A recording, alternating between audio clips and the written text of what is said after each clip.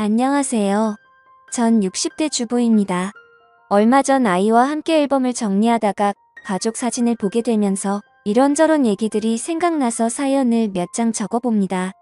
사실 이 얘기는 저의 아이들도 그리고 남편도 모르고 저만 가슴속에 품고 살았던 얘기라서 조심스럽기도 하지만 언젠가 한 번쯤은 누군가에게 꼭 하고 싶은 얘기였기에 용기를 내봅니다.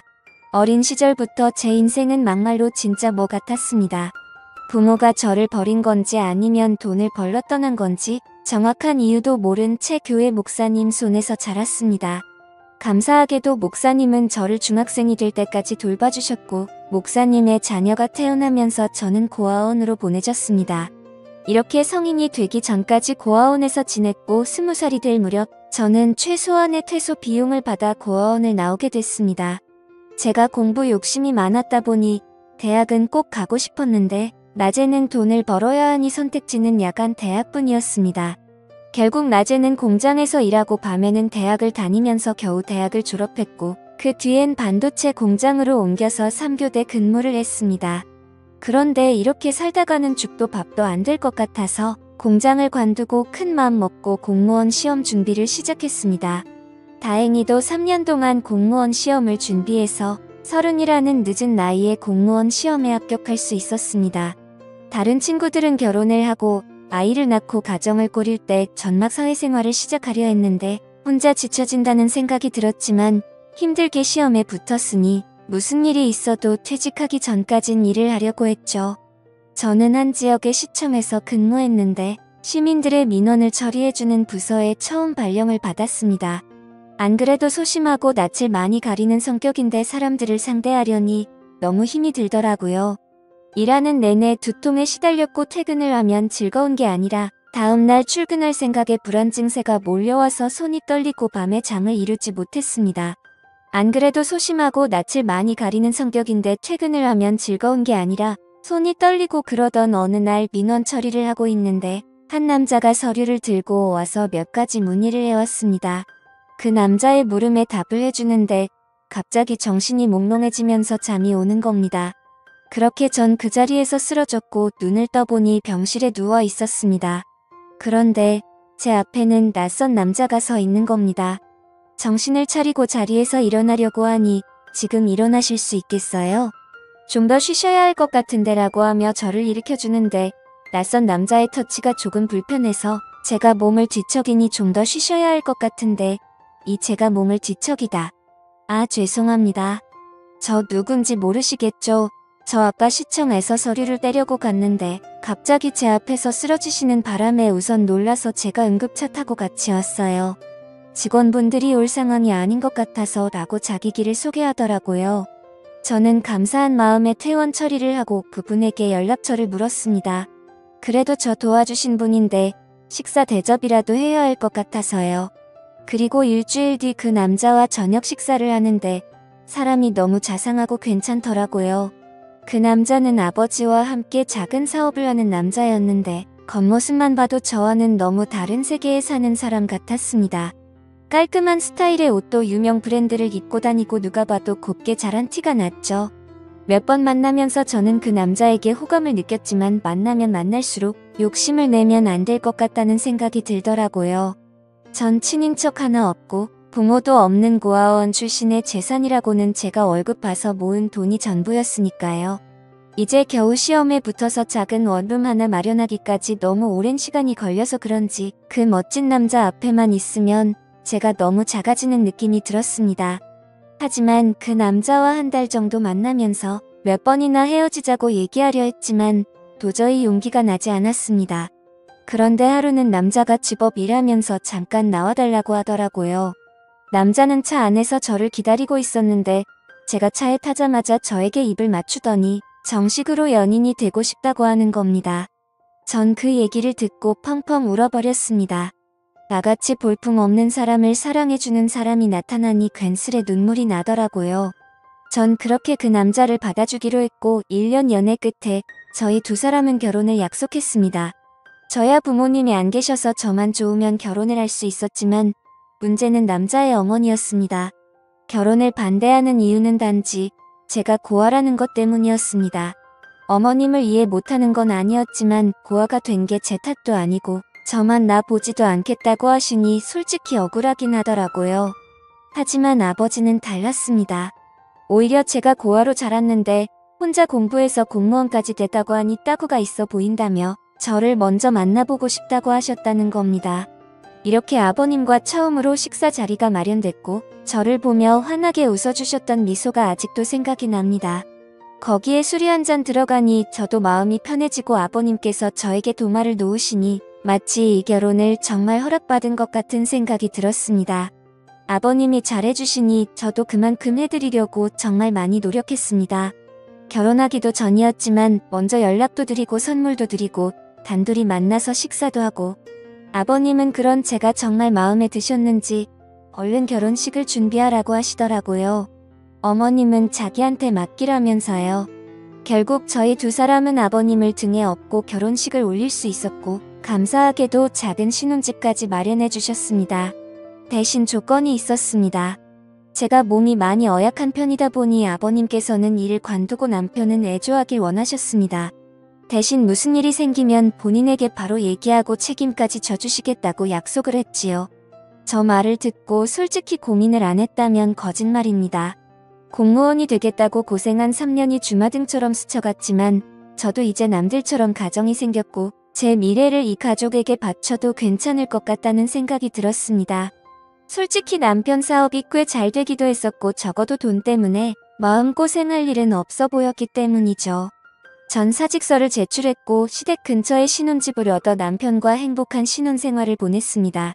하지만 점점 남편은 변해가기 시작했습니다. 누구보다 저를 사랑해줄 것 같던 사람이 외박은 점점 잦아지고 연락도 잘 되지 않았습니다. 제가 조금이라도 잔소리를 하면 바로 손이 올라왔고 폭력을 쓰려 하더군요. 전 그럴 때마다 아버님을 찾아갔고 아버님께서는 저 대신 남편에게 쓴소리도 하고 혼을 내기도 하셨습니다. 그렇게 결혼 3년 차쯤 됐을까 드디어 사건이 터졌습니다. 점심때 친구와 만나기로 한 약속 장소는 남편 회사 근처였습니다. 친구와 점심을 먹고 남편이랑 커피 한잔 하려고 휴대폰을 꺼내든 순간 전 제 눈을 의심했습니다. 남편이 낯선 여자의 허리를 감고 길을 걷고 있더라고요. 멀리 있어서 흐릿했지만 분명 제가 아침에 챙겨준 셔츠에 신발 그리고 재킷까지 누가 봐도 남편이었습니다. 그 자리에서 남편에게 달려가 딱이라도 때리고 그 여자의 머리차라도 잡았어야 했지만 전 아무 말도 하지 못했습니다. 만약 이대로 이혼을 하게 되면 앞으로 어떻게 살아가야 할지 그저 막막하기만 했거든요.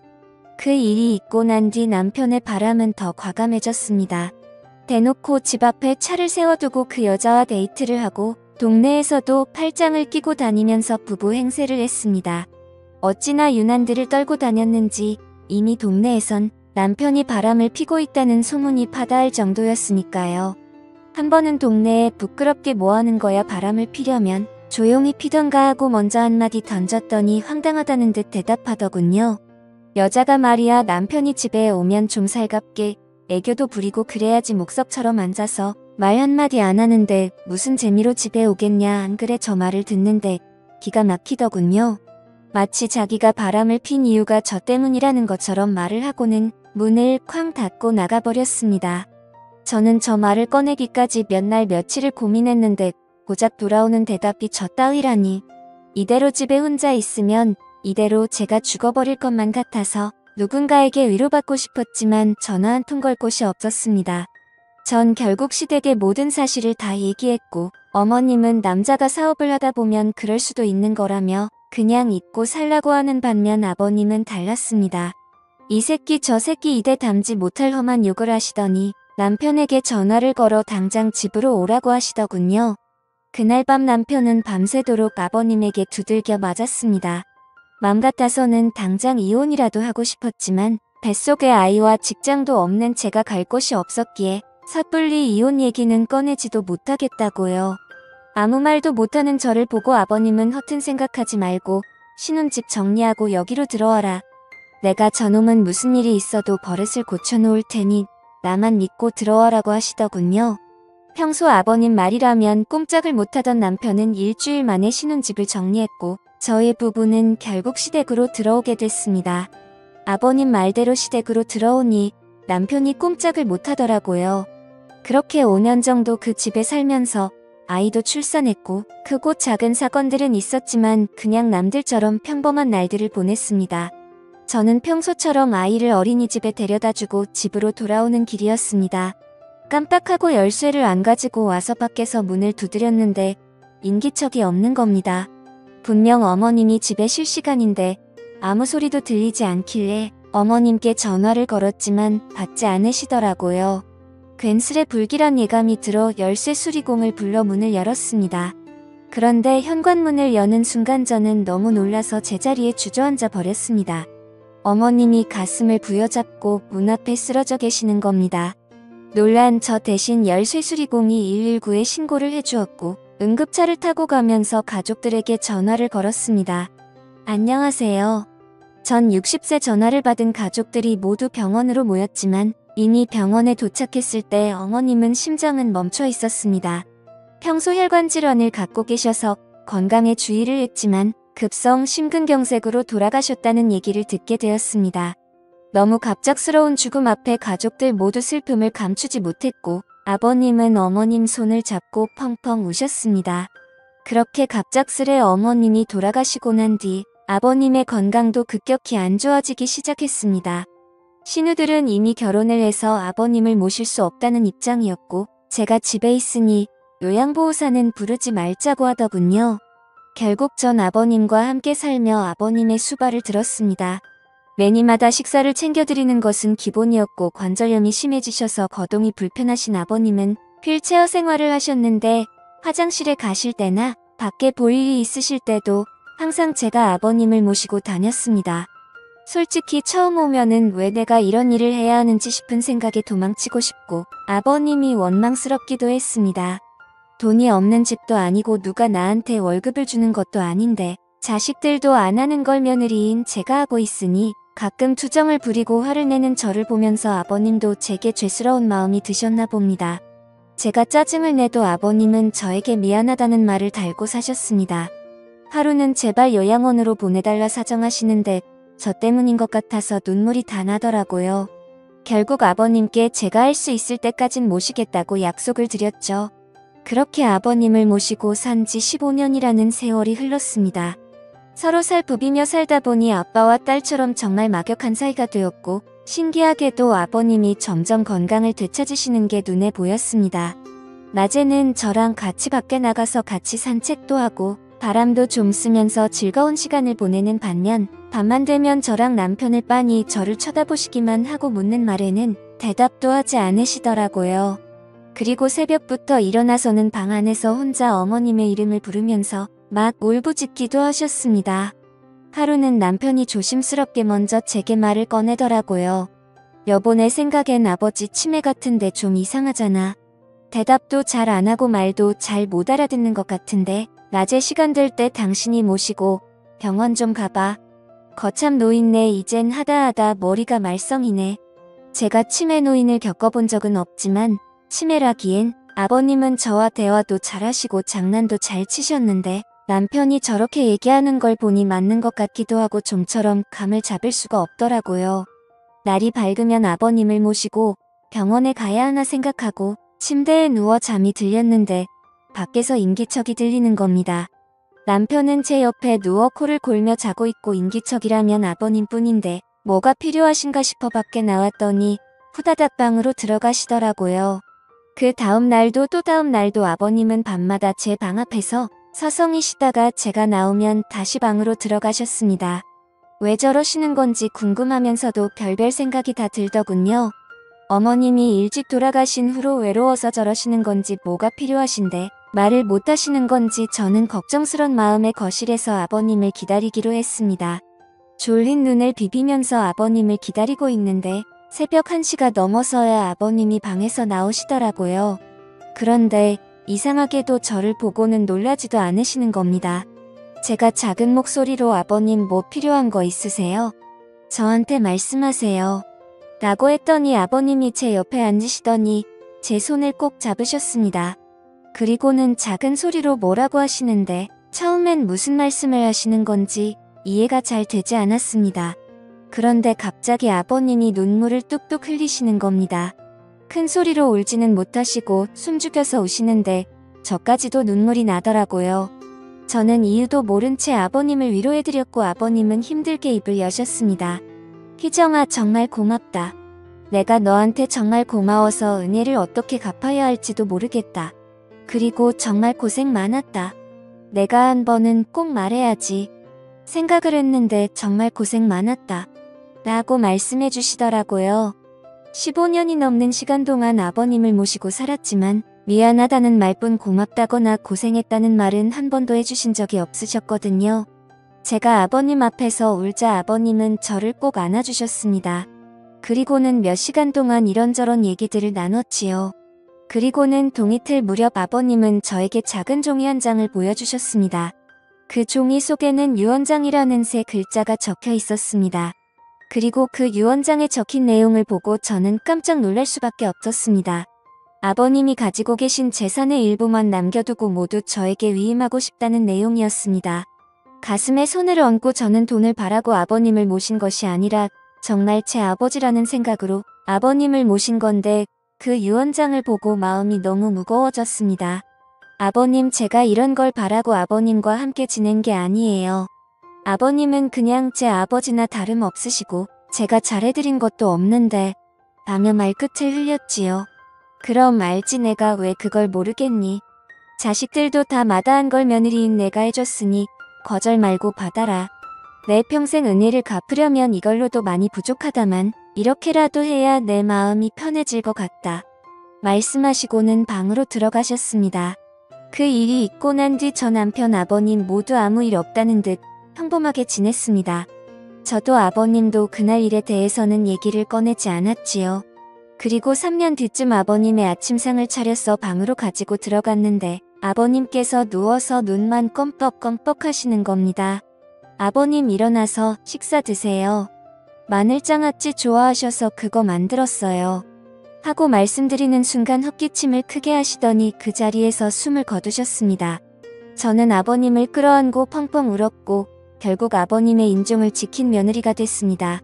아버님 장례를 치르고 물건들을 정리하는데 신우들이 집으로 몰려왔습니다.